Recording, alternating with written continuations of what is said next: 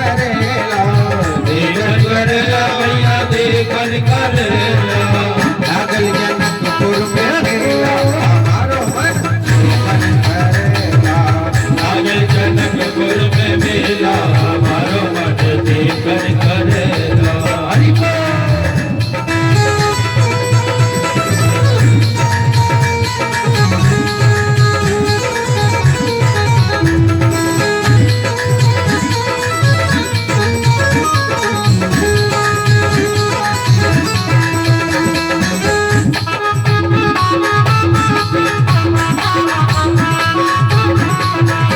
दूर दूर से राजा आए, दूर दूर से राजा आए, राजा आए महाराजा आए, राजा आए महाराजा आए।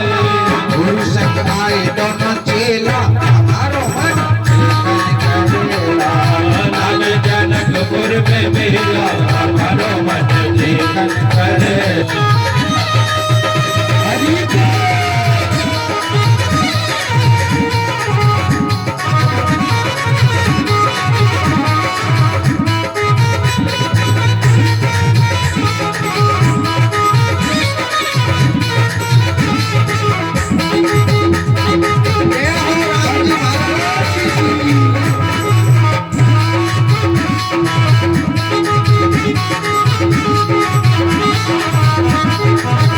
राजा संग महाराजा आए, राजा संग महाराजा आए, राजा भी आए महाराजा आए, राजा भी आए महाराजा आए।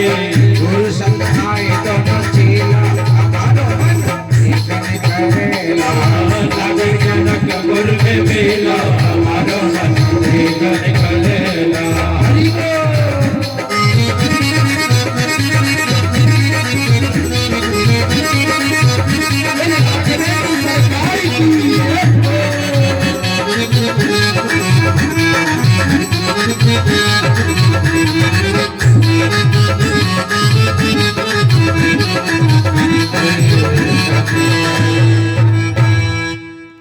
जोर से बोलिए। भगवान श्री राम जब आगे बढ़े तो देख रहे हैं रास्ते में एक बहुत बड़ी शिला।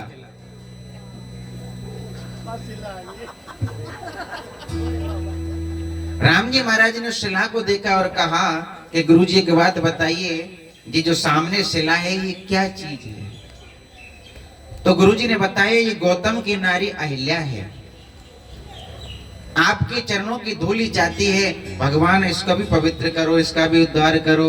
राम जी ने कहा ये ब्राह्मण की पत्नी है और हम क्षत्रिय हैं, ब्राह्मण की पत्नी से हम कैसे पैर लगाएं?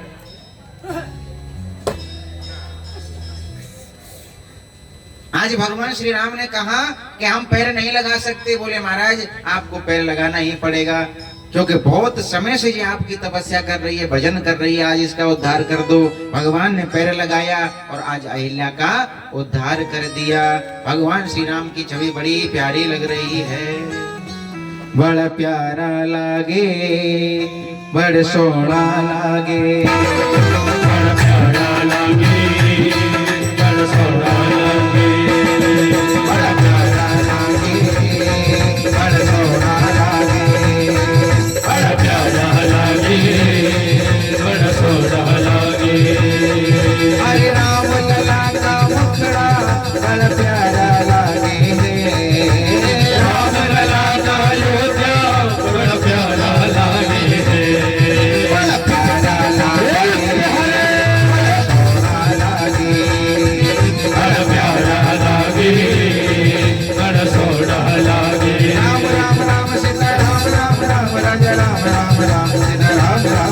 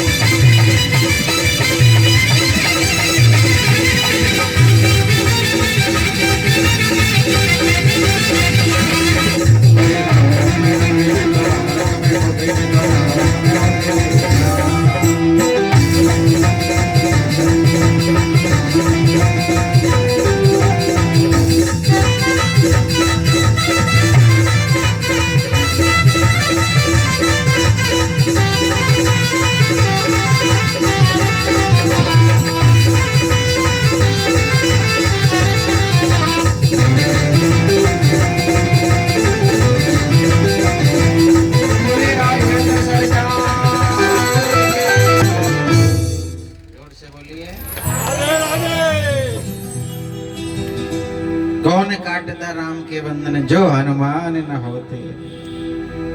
ये राम रसिया है राम कथा के हमारे। तो आज भगवान ने उसका अवतार किया, जनकपुर पहुंचे। प्रातः काल का समय, जनकपुर वासी सब अपने काम में लग रहे हैं। राम जी का मन हो रहा है कि हम जनकपुर को देखें, परंतु मर्यादा पुरुषोत्तम श्री राम कैसे कहें कि हम जनकपुर देखना चाहते हैं। गुरुजी ने भाव को समझा और राम जी से कहा कि जाओ थोड़े से पुष्प लेकर के आओ पूजा के लिए, और जनकपुर भी घूम के आ जाओ। पहले माँ बाप की आज्ञा और गुरु की आज्ञा बहुत बड़ी बात होती थी। आज के बच्चे से अगर कहा जाए ना बेटा इधर से मत जाना इधर से जाना, तो कहेगा क्यों? बेटा सवेरे जल्दी जग जाना, बोले क्यों? बेटा पढ़ाई में ध्यान दिया करो, इधर उधर की बातें मत किया करो, मोबाइल में गेम मत खेला करो, बोले क्यों? यानी के पीछे क्यों ऐसी पड़ गई, एक दिन इनका भी हो जाना है क्यों? प्रेम से बोलिए। क्योंकि तुलसीदास जी ने लिखा है कि माता पिता और गुरु की वाणी बिना विचार किए शुभ जानी। माँ बाप के बारे में, गुरु के बारे में कभी तर्क नहीं करनी चाहिए, जो आदेश दे दिया उसको मानना चाहिए। पर कलयुग नहीं, ये कर युग है। आज के समय में तो बच्चों की माननी पड़ती है माँ बाप को, बच्चे नहीं मानते माँ बाप की बात को। राम जी जनकपुर में घूम रहे हैं, सुंदर सुंदर नारियां राम जी के दर्शन कर रही हैं। बड़ा अच्छा भाव नारियों का है। ये देखो कितने सुंदर ये जा रहे हैं, जो अच्छे लग रहे हैं। श्याम वर्ण है। एक सखी बोली इतने सुंदर लग रहे हैं, इनका विवाह अगर राम जी का सीता जी के साथ हो जाए तो कितनी सुंदर जोड़ी बनेगी। दूसरी बोली कहां से होगा, राजा ने शर्त रख दी है कि जो धनुष तोड़ेगा वही विवाह करेगा। तीसरी बोली सीता तेना हो तो मोती है जाए, प्रेम से बोली। चौथी बोली मैं क्या बुरी हूं, मोती है जाए। राम जी ने कहा इस बार तो हम एक ही विवाह करेंगे, पर जब हम कृष्ण अवतार में आएंगे ना तुम सबसे विवाह करेंगे। प्रेम से बोलिए। भगवान श्री राम माता सीता पुष्प वाटिका में पहुंची, जिसे हम प्रथम मिलन कहते हैं। माता सीता राम जी को देख रही हैं, राम जी सीता जी को देख रहे हैं। ये प्रथम मिलन सबके जीवन में आता है। आपके जीवन में भी आया होगा, मेरे जीवन में भी आया। ऐसा नहीं कि नहीं आया, आया। आजकल इसको डेट कहते हैं। लड़का लड़की मिलने के लिए जाते हैं ना, डेट पे गए सब आजकल। पहले इस भाषा को ऐसे नहीं बोलते थे, इसको कहते थे प्रथम मिलन, पहली बार मिल रहे हैं। अच्छा जब पहली बार मिलते हैं ना बड़ा अच्छा भाव होता है। ऐसे समझ लो जैसे दुनिया के सबसे सुंदर, सबसे अच्छे, सबसे शीलवान, गुणवान यही लोग हैं। सामने चाय रखी है तो क्या होगा, पहले आप, फिर उधर से आवाज आएगी ना जी पहले आप, होता है ना, पहले आप ले लो, नहीं नहीं नहीं आप ले लो। और जैसे शादी हो जाती है ना, 1-2 साल हो जाती है, फिर ऐसे नहीं होती कि पहले आप, फिर होता तेरा बाप, होए कि ना होए, कि तेरी माँ, फिर वो आप खत्म हो जाती है और बाप शुरू हो जाते हैं। प्रेम से बोले। तो आज राम जी सीता जी को देख रहे हैं, बड़ा सुंदर भाव है। और देख करके माता सीता ने राम जी को ये आज मन में विचार किया कि हे गणपत आज सफल कर दो मेरी हर दिन की सेवा को। हे महादेव होकर प्रसन्न हरिये धनुआ की गढ़ता को। हे उमा अम्म कसम पिया, हे जय दाता, हे वर दाता, अब लाज तुम्ही को रखनी है बरमाला की जय माला। गौरा जी से विनती की, एक पुष्प गिरा कि बेटी जो तुम चाहती हो वही तुम्हें मिलेगा। अब तो भगवान श्री राम वहां पहुंचे जहां पर धनुष रखा था, और बड़े बड़े राजा महाराजा आए। धनुष को उठाने की बात तो बहुत दूर की रही, कोई हिला भी नहीं पाया। जनक जी महाराज को बहुत क्रोध आया, नाना प्रकार की बात की कि छतरी नहीं रहे, धनुष को तोड़ नहीं सकते। लक्ष्मण जी को गुस्सा आ गया। राम जी बोले चुप रहो, गुस्सा की जरूरत नहीं है, बाद में देखेंगे, चुप हो जाओ। विश्वामित्र ने कहा कि हे राम अब तुम खड़े होकर के धनुष का खंडन करो। गुरु की आज्ञा पाई, धनुआ लिया उठाई। आज भगवान श्री राम खड़े हुए, बाबा विश्वनाथ की प्रार्थना की। नागेंद्र आराय त्रिलोचनाय भस्मांग रागाय महेश्वराय नित्य शुद्ध दिगंबराय तस्मै नकाराय नमः शिवाय। और भगवान श्री राम ने धनुष का खंडन कर दिया। जोर से ताली बजाइए, धनुष का खंडन।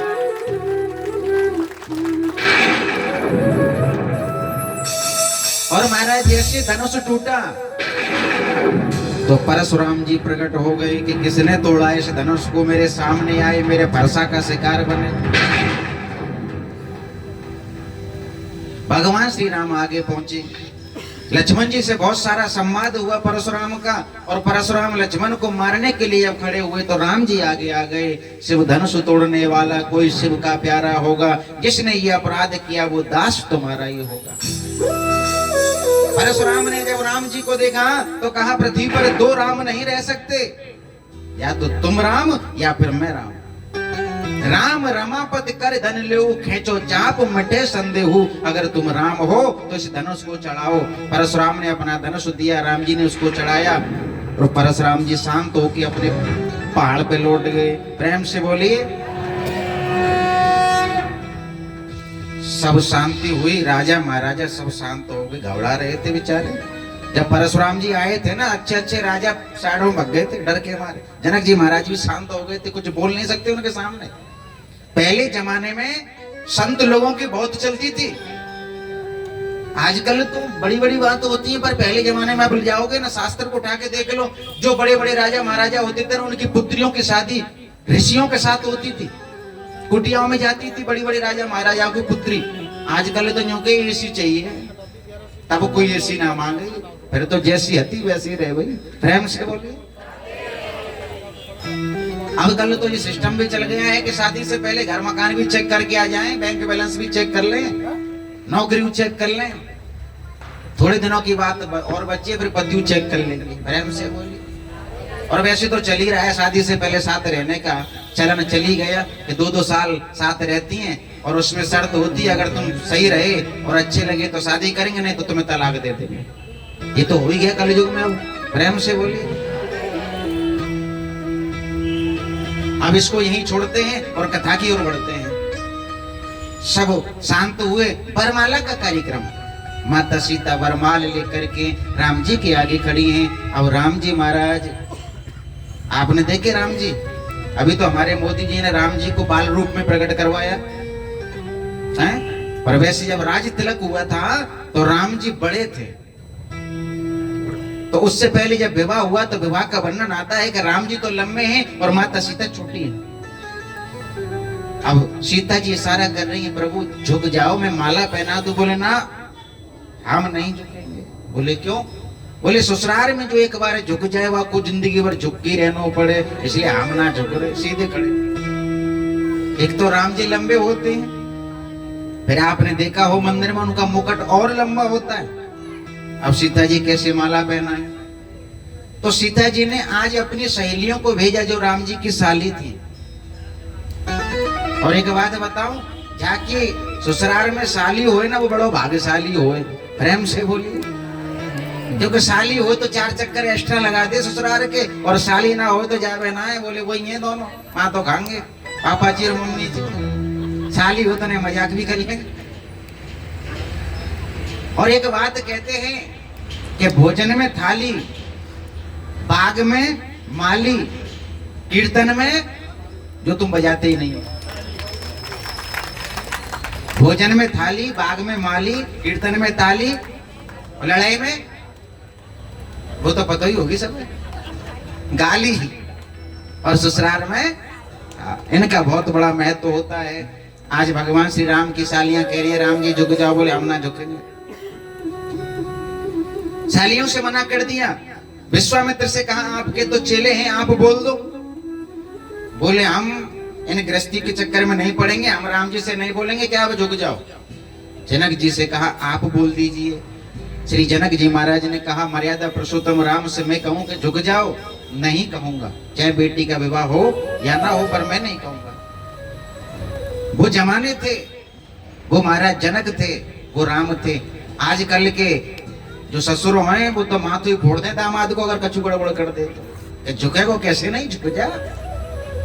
पर उन्होंने कहा कि मैं अपनी पुत्री का विवाह रोक सकता हूं, पर राम से नहीं कह सकता कि आप झुक जाओ।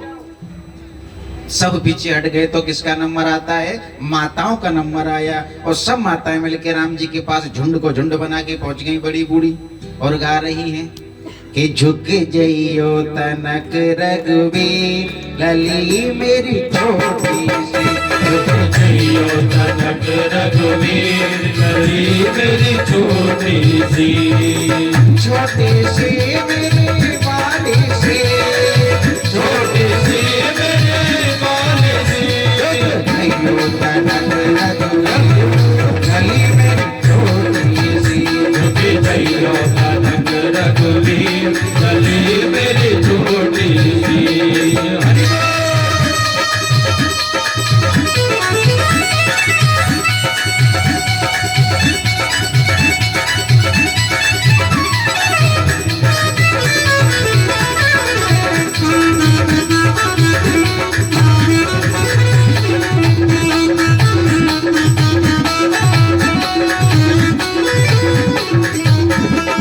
अब से खड़ी पग दुख लागे, अब से बड़े पग दुखन लागे, दुखन लागे पग दुखन लागे, दुखन लागे पग दुखन लागे, तुम हो बड़े भाई मेरी छोटी सी, झुक जइयो तनक रघुवीर लली मेरी छोटी सी।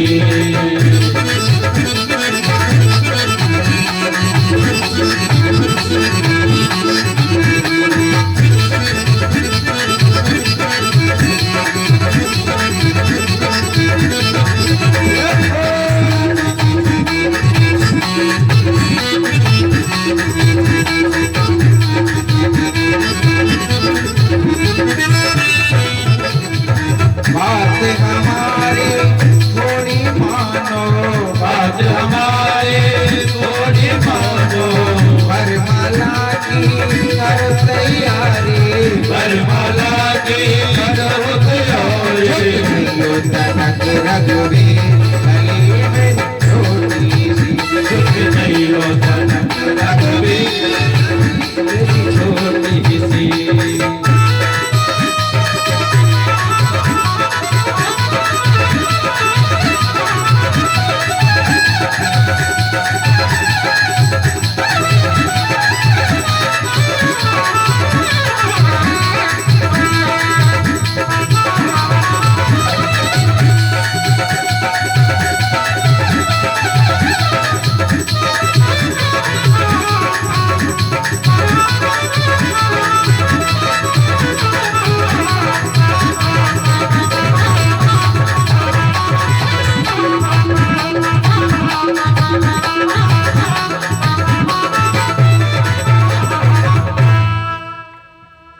राम जी बोले हम ना झुक रहे।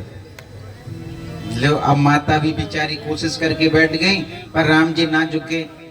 माता सीता ने लक्ष्मण की ओर देखा, हे शेष के अवतार, अब तो आप ही कुछ करो। बोले मैं क्या करूं? बोले पृथ्वी को उठा दो। बोले पृथ्वी को उठा दूंगा, जो जहां बैठा है वो तो वहीं रहेगा। बोले कुछ और उपाय करो। तो लक्ष्मण जी महाराज ने सोचा, ये कहते हैं कि जहां पर ना काम चलता था तीर और कमानों से, और विजय नटवर की होती थी वहां मुरली की तानों से।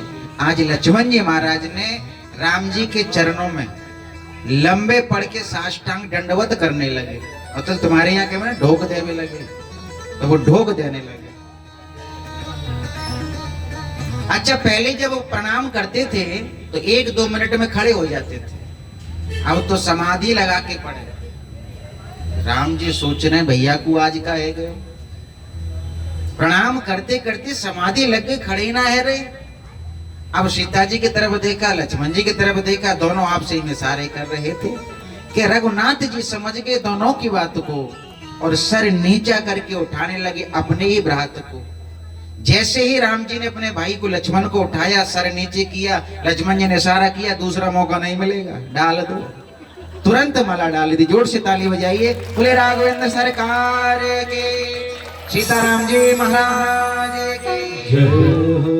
आज प्रभु का विवाह हुआ बड़े प्रेम के साथ। इधर अयोध्या खबर पहुंची, वहां से दशरथ जी महाराज दोनों भरत शत्रुघ्न को लेकर के साथ में आए, और 2 घोड़े खाली चल रहे थे। ये पहली एक ऐसी बारात आई जिसके दूल्हा पहले पहुंच गए, बारात बाद में आ रही है। किसी ने पूछा भाई ये बारात कहाँ जा रही है? बोले जनकपुर जा रही है। बोले जोड़े, ये जो घोड़े खाली जा रहे हैं इसमें कौन बैठेगा? बोले इनके दूल्हा पहले पहुंच चुके हैं। प्रेम से बोलिए। आज चारों भाइयों का बड़े प्रेम के साथ विवाह हुआ और विवाह होने के बाद कन्यादान करके महाराज जनक जी ने अपनी बेटी को विदा किया। पहले कन्यादान देना अपना भाव होता था, अपने भाव से अपनी बेटी को देती थी जो इच्छा होती थी, पर आजकल भाव नहीं रहा, अब तो शर्त रह गई है। शादी से पहले पूछ लेते हैं तुम्हारा बजट क्या है? प्रेम से बोलिए। इस बजट ने सबका बजट गड़बड़ कर रखा है। कितनी भी अच्छी लड़की हो, कितनी भी पढ़ा लिखा दी हो, नौकरी लग रही हो, कुछ भी कर दिया हो, फिर भी तुम्हें दहेज तो देना ही पड़ेगा। ऐसे नहीं दोगे तो ऐसे देना पड़ेगा।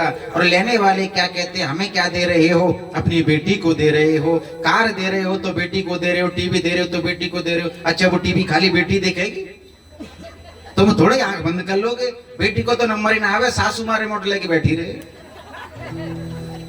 कार को नंबर ना आवे, छोरी को तो छोरा लेके दिन भर घूमतो रहे ससुरालते में लिए। और नाम कौन को है? बेटी को। प्रेम से बोलिए। आज माता सीता को बड़े प्रेम के साथ में विदा कर रहे हैं कि मैं तुलसी तेरे आंगन के, मैं तुलसी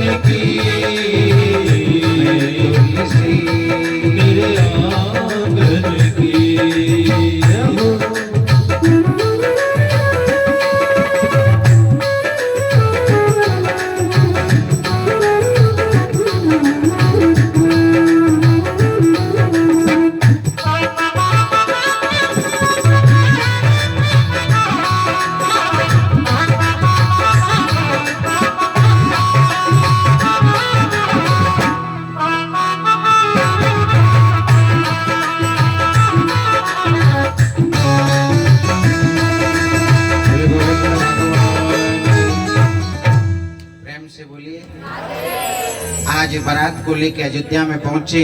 अयोध्या में बड़े बड़े लोगों ने बारात का स्वागत किया। माता तीनों स्वागत कर रही हैं, आरता कर रही हैं। चार बहू घर में आई हैं और बड़े प्रेम के साथ में माता सीता का गृह प्रवेश हुआ और तीनों बहनों का भी गृह प्रवेश हुआ। चारों भाई बड़े प्रेम से प्रसन्न हैं, उत्सव मन रहा है, आनंद हो रहा है।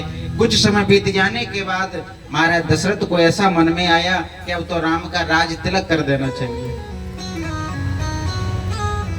कि कहते हैं जब चौथापन आ जाए तो पुत्र को घर का मालिक बना करके स्वयं भगवान का भजन करना चाहिए। चौथेपन जाइए न पुकानन, जब चौथापन आ जाए तो भजन करना प्रारंभ कर देना चाहिए। शास्त्र भी कहते हैं, ग्रंथ भी कहते हैं, संत भी कहते हैं कि कान के पास जब बाल सफेद होने लग जाए तो समझ लेना चाहिए हमारा चौथापन आ गया। 75 साल तक गृहस्थ की सेवा करो, सुख भोगो, बच्चों के साथ रहो, पर 75 के बाद में हमें भगवान की तरफ मुड़ जाना चाहिए। अगर तुम भगवान की तरफ नहीं मुड़ते हो ना तो घर वाले फिर तुम्हें मोड़ देते हैं। प्रेम से बोलिए। हाँ, या तो मुड़ जाओ, नहीं तो घर वाले मोड़ देंगे। क्योंकि जीवन का हर एक दायित्व होता है, समय होता है, कर्म होता है, काम होता है, नियम होता है, धर्म होता है। बचपन खेलता हुआ अच्छा लगता है, जवानी कमाती हुई अच्छी लगती है, बुढ़ापा भजन करते हुए अच्छा लगता है। तो आज महाराज दशरथ ने सोचा मेरा चौथापन आ गया, अब भजन करना चाहिए, राम को राजगद्दी देनी चाहिए। ये बात सबको अच्छी लगी, पर देवताओं को अच्छी नहीं लगी कि राम जी का राज तिलक हो गया तो रावण का वध कौन करेगा, इन राक्षसों को कौन मारेगा, पृथ्वी का भार कौन उतारेगा। अयोध्या में ऐलान हो गया, सबको खबर लग गई राम का कल राज तिलक होगा। तभी माता सरस्वती की सभी देवताओं ने प्रार्थना की, इनकी एक दासी सी सरस्वती की कुमती देवी, जब बुरा समय आता है तो कुमती आ जाती है। तहां सुमत तहां संपत नाना, जहां कुमत तहां विपत निधाना। आज कुमती देवी पहुंची किसके पास, इनकी भी एक भक्त थी कुमती देवी की। कौन थी वो? आजकल तो बहुत है। हाँ, कौन है वो? मंथरा। प्रेम से बोलिए। आज मंथरा अपने डंडे को हिलाती हुई बड़ी बूढ़ी केकई के पास पहुंची। केकई से जाकर के कहा, आप क्या करवा रही हो, ये क्या सुन रही हूं मैं, राम राज तिलक होने वाला है। क्योंकि राम जी का राज तिलक अब जब हुआ था ना, अब की बार भी तो बड़े बड़े लोगों ने विद्रोह किया था। राम जी का राज तिलक सबको अच्छा नहीं लगता। प्रेम से बोलिए। क्योंकि आज की दुनिया में जो लोग हैं ना, वो अपने दुख से दुखी नहीं है, पड़ोसी के सुख से वो दुखी है कि ये सुखी क्यों है, ये भी हमारी तरह दुखी हो जाए। तो राम जी के राज तिलक की तैयारी हो रही। मंत्रा ने आके केकई से कहा कि तुम्हारे पुत्र भरत हैं, राम नहीं है। केकई ने कहा, अरे दासी, चाहे राम हो चाहे भरत हो, मेरे तो दोनों समान पुत्र हैं। जबकि माता केकई राम जी से बहुत प्रेम करती थी, पर केकई के मन में न तो कोई कपट था न छल था। जैसे ही उस मंत्रा के सर पे हाथ रखा कि अरे तू कैसी बात कर रही है, तो उसकी कुमति केकई में प्रवेश कर गई और मन में भाव आ गया कि जो तू कह रही है वो सही कह रही है। महाराज दशरथ के पास गई, जाकर के 2 वचन मांग लिए। पहले वचन में भगवान श्री राम के लिए 14 वर्ष का वनवास मांगा और दूसरे वचन में भरत के लिए राजगद्दी मांगी। महाराज दशरथ ने राजगद्दी के लिए मना नहीं किया, परंतु राम के वनवास का बात जब आई रोने लगे और आज वहीं पछाड़ खा के गिर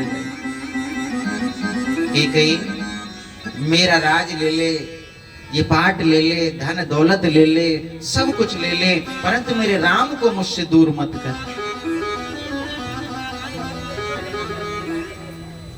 महाराज दशरथ को भी ये साप लगा था कि तुम भी पुत्र मोह में अपने प्राण त्यागोगे।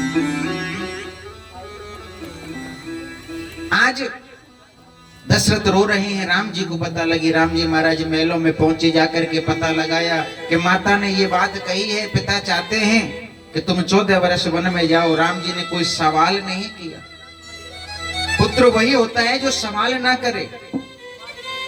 और आज की दुनिया के तरह से पुत्र होते हैं, इतनी सी बात पे इतने सवाल कर देते हैं जिसका कोई आप सोच नहीं सकते। वो राम थे जिनको 14 वर्ष का वनवास दे दिया, कोई सवाल नहीं किया। आज के बच्चे को तुम जरा सी प्रॉपर्टी मत दो, तुम्हारे ऊपर केस कर देंगे, जेल भिजवा देंगे। तभी तो राम की कथा गाई जाती है कि राम तो राम है, उनका पार कोई नहीं पा सकता। राम जी ने वनवासी वेश पहन लिया और वन को जाने को तैयार हो गए। माता सीता को पता लगी, वो भी राम जी के साथ हो गए।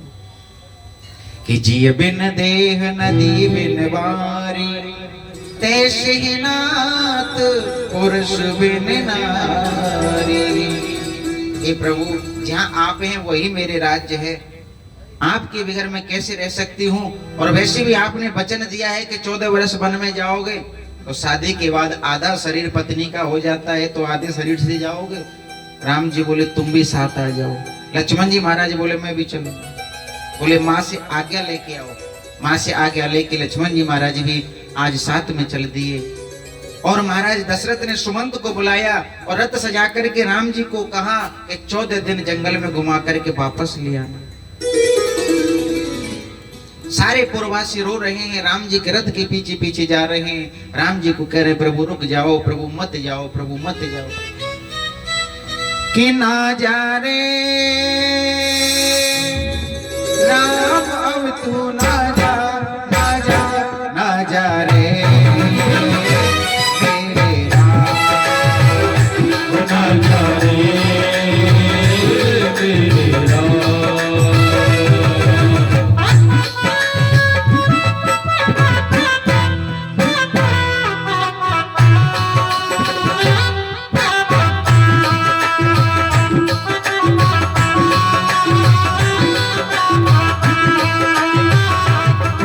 अपनी